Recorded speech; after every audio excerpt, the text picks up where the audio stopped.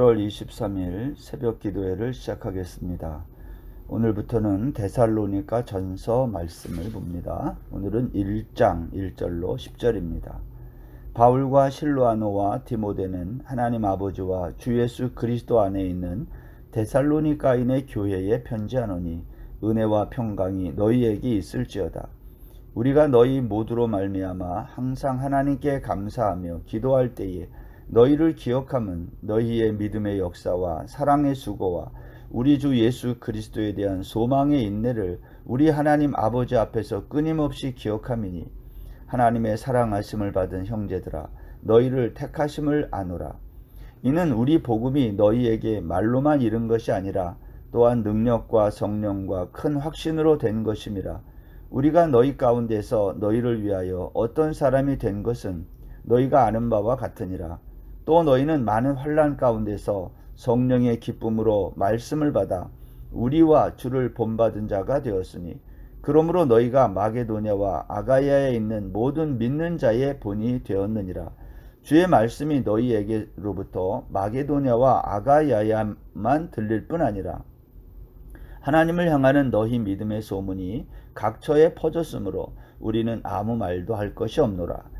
그들이 우리에 대하여 스스로 말하기를 우리가 어떻게 너희 가운데에 들어갔는지와 너희가 어떻게 우상을 버리고 하나님께로 돌아와서 살아계시고 참되신 하나님을 섬기는지와 또 죽은 자들 가운데서 다시 살리신 그의 아들이 하늘로부터 강림하실 것을 너희가 어떻게 기다리는지를 말하니 이는 장래의 노하심에서 우리를 건지시는 예수시니라. 아멘. 데살로니가 교회는 어떤 교회였을까요? 사도행전 16장에 보면 바울이 2차 선교 여행 당시 빌립보에서 감옥에 갇혔다가 핍박 중에 구출받고 난 다음에 바울이 간 곳이 어디냐? 거기가 데살로니가 지역입니다. 사도행전 17장 5절과 10절에 가면 바울은 이곳에서 유대인의 핍박을 피해 밤중에 또 베레아 지방으로 도망갔다 그랬습니다.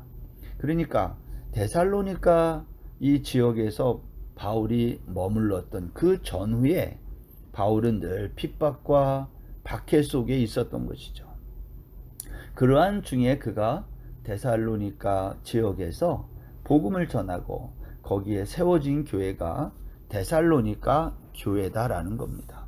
그런데 오늘 바울은 그 교회에 편지하면서 인사말로 은혜와 평강이 너희에게 있을지어다 그랬어요. 여러분, 이 은혜와 평강이라는 이 말, 헬라말 인사로 은혜는 카리스입니다. 이 말은 모든 것이 잘 되기를 바란다, 건강하기 바란다, 이제 그러한 의미이죠. 바울 사도는 이 헬란말 인사인 카리스라는 이 말과 평강, 샬롬이라는 유대교적 인사를 합쳐서 기독교적 인사를 만들어낸 겁니다. 평강이란 에이레네, 샬롬이라고 하거든요. 은혜와 평강이 너에게 있을지어다. 오늘 바울이 이렇게 인사말을 했다라는 겁니다. 얼마나 그들에게 필요하고 요긴했던 인사가 아닌지 몰라요. 평강이라고 하는 것은 은혜의 결과입니다. 은혜가 있는 곳에 평강이라는 결과가 나타난다는 거죠. 데살로니가 교회는 설립 당시부터 핍박과 환난이 끊이지 않아서 바로 이 평강이 필요했던 교회다라는 거죠. 그런데 그 평강이란 하나님의 은혜가 주어져야 임한다는 겁니다. 여러분, 은혜가 임한다고 삶의 환경이 바뀌는 게 아닙니다. 여전히 핍박과 박해가 있었던 거죠. 어려운 상황이 해결되는 것도 아닙니다. 은혜가 임한다고 내 기분이 좋아지는 것도 아니죠. 은혜가 임하면 우리 안에 평강이라고 하는 하나님을 바라보고 신뢰하는 그러한 마음이 생기는 거죠. 이게 샬롬이라는 겁니다. 바울은 오늘 핍박과 박해 속에 있었던 데살로니가 교회에 편지하면서 은혜와 평강이 너희에게 있기를 바란다. 이렇게 기독교적인 인사를 만들어낸 겁니다. 두 번째, 오늘 본문에 보면 바울이 기억하는 데살로니가 교회는 어떤 교회였을까 하는 겁니다. 여기 오늘 2절 말씀에 보면 바울은 자기가 기도할 때에 너희를 기억한다 그러면서 너희의 믿음의 역사와 사랑의 수고와 우리 주 예수 그리스도에 대한 소망의 인내를 하나님 앞에서 끊임없이 기억한다 그랬어요. 여러분, 바울이 기억하고 있었던 이 데살로니가 교회, 이 교회는 얼마나 좋은 교회였을까요? 바울은 세 가지를 말한 거죠. 믿음의 역사와 사랑의 수고와 주 예수 그리스도에 대한 소망의 인내가 있는 교회다. 뿐만 아니라 8절에 보면 너희 믿음의 소문이 각처에 퍼졌다.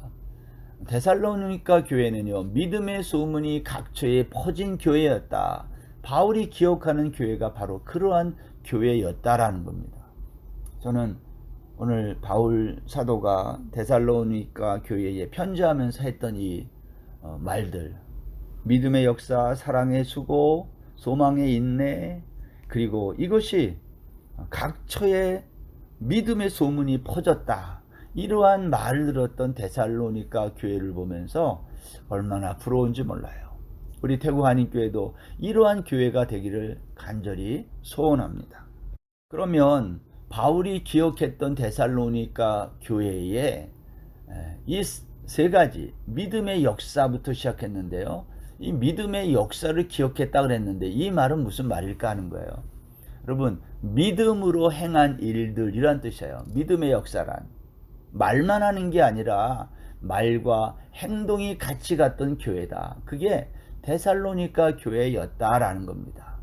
예를 들면 귀신을 쫓아내고 안전뱅이가 일어나고 부도 직전의 사업이 대박이 나고 물질의 복을 받는 것을 믿음의 역사라고 생각할지 몰라요. 믿음으로 행한 일들이란 데살로니가 성도들의 삶의 변화를 말하는 거지, 지금 말하고 있는 그러한 귀신을 쫓아낸다든지 병을 고친다든지 물질의 복을 받는 그러한 세상적인 힘을 말하는 것이 아니다라는 겁니다. 바울의 기억은요, 데살로니가 교회에 대한 기억은 좋은 사람에 대한 기억입니다. 근데 그 사람이 믿음의 역사를 보이는 사람이다라는 거죠. 믿음의 역사, 말이 바뀌고 행동이 바뀌는 것을 말합니다. 믿음이 있는 공동체의 특징은요, 아무리 힘들고 어려운 일을 맡겨도 소리가 나지 않아요. 왜냐? 감당하니까. 믿음이 없는 공동체는 작은 일이 와도 소리만 나요. 불평의 소리, 다툼의 소리, 감당하지 못하는 공동체다라는 거죠. 여러분, 좋은 가정이란 어떤 가정이 좋은 가정일까요? 아무리 힘들고 어려운 일이 있어도 가족 구성원들이 소리내지 않고 잘 이겨내는 거, 이게 좋은 가정, 건강한 가정 공동체인 겁니다. 교회도 마찬가지예요. 오늘 본문 9절에 보면 바울은 이렇게 말합니다. 너희가 어떻게 우상을 버리고 하나님께로 돌아와서 사시고 참되신 하나님을 섬기며. 데살로니가 교회 성도들은요, 짧은 기간, 우리가 아는 대로 3주 정도의 안식일날, 그 기간 동안 복음을 들었지만 그들의 삶은 놀랍게 변화했다는 거예요. 우상을 너희들이 어떻게 버리고 하나님께로 돌아와서 하나님을 섬기며 믿었다라는 거예요. 믿음의 역사는 환경과 조건을 넘어서는 겁니다. 그 결과를 받아들이는 게 믿음이다라는 거죠. 그래서 믿음의 역사는 자랑하지도 않고요, 낙심하지도 않아요. 만약 어떤 사람이 있는데 채찍이 무서워서 일하는 사람이 있다면 그 사람은 노예입니다.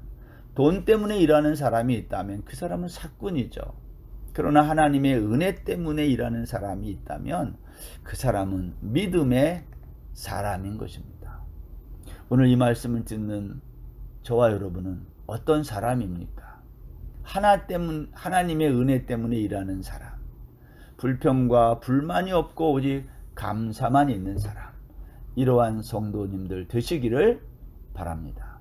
두 번째 여기 보면 사랑의 수고다 그랬어요.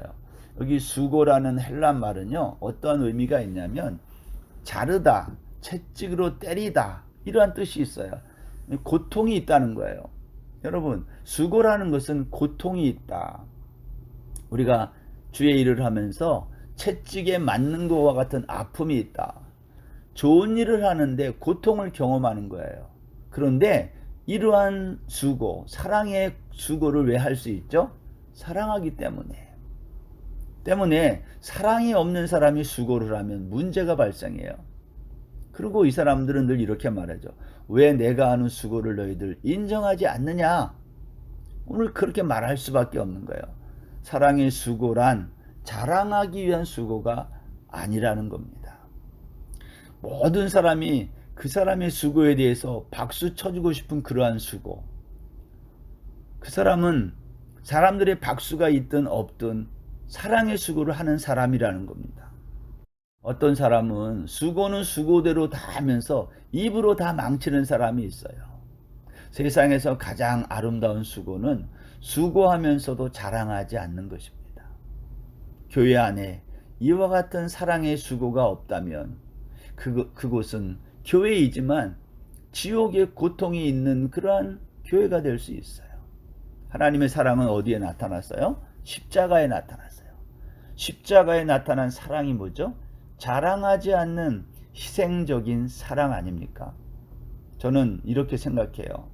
교회는 세상에서 이용당하기 위해 존재해야 된다. 성도들도 세상에서 이용당하는 성도가 되어야 된다. 제가 그런 얘기를 많이 해요. 선교사는 현지 교회와 현지인들에게 이용당하는 존재여야 된다. 그렇게 교회가 세상에게 당하며 살 때에 우리가 그 교회를 사랑의 수고가 있다. 그렇게 말할 수 있다라는 겁니다. 바울이 말한 마지막 하나는 소망의 인내라 그랬어요. 로마서 8장 24절에 보면 우리가 소망으로 구원을 얻었음에 보이는 소망이 아니니 보는 것을 누가 바라리요. 만일 우리가 보지 못하는 것을 바라면 참음으로 기다릴지니라. 성경은 구원에 대한 소망에는 인내가 필요하다고 말해요. 왜냐하면 구원이란 주님의 재림시에 완성되기 때문입니다.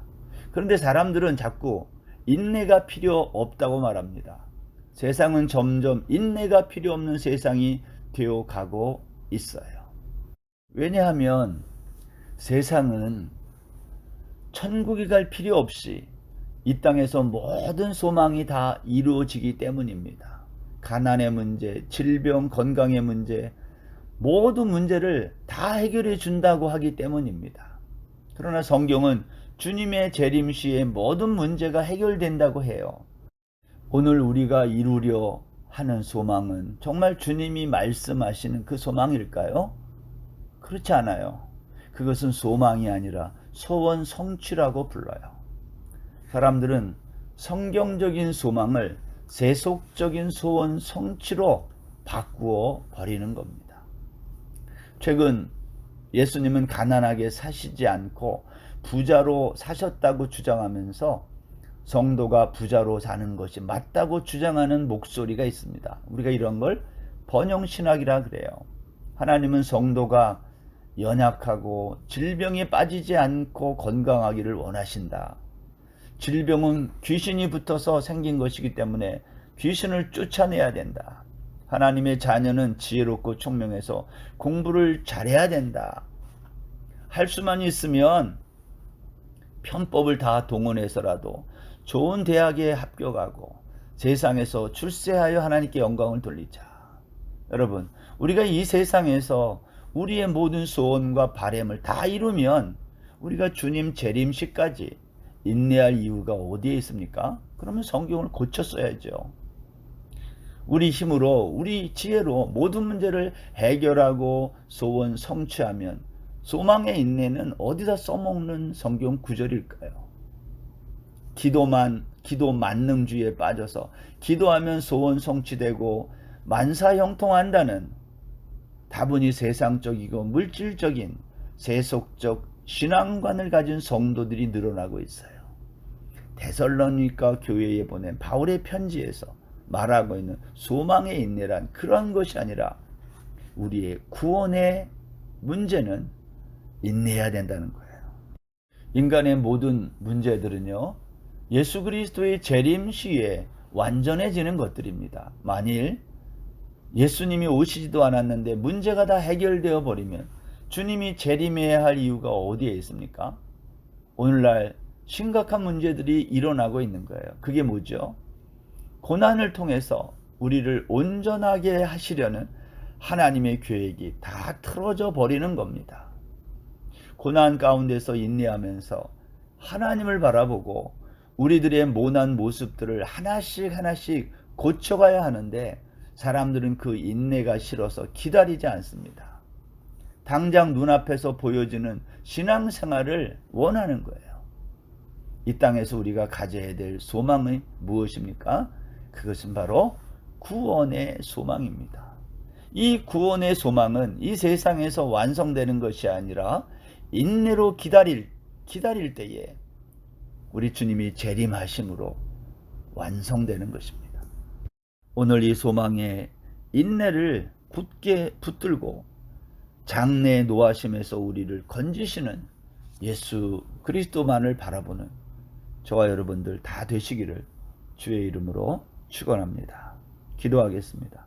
하나님 아버지, 핍박과 박해 중에 세워진 데살로니가 교회, 바울이 기억하는 데살로니가 교회는 참으로 아름다운 교회였습니다.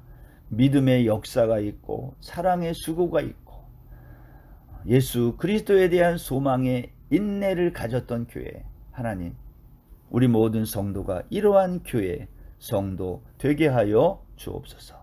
예수님의 이름으로 기도드립니다. 아멘. 오늘 하루도 평안한 날 되십시오.